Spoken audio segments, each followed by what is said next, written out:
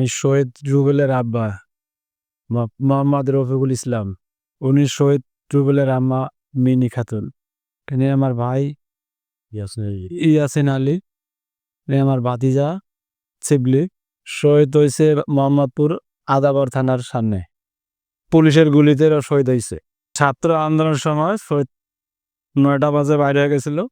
বিকাল 5টার দিকে আমি খবর পাই, ডাক্তারে বলে ফোন করে, তোমার ছেলের নাম কি রুবেল? জি। আপনার ছেলে গুলি খাইছে, তাড়াতাড়ি সরদি হাসপাতালে আসেন। এই সরদি হাসপাতাল গেছি, সরদি হাসপাতাল যা দেখি আমার পোলা বেডের বসে আছে। ওখান থেকে নিয়ে গেছি মেডিকেল অপারেশন করার পরে আইসিসিতে ভর্তি করাইছি। আইসিসিতে মারা গেছে।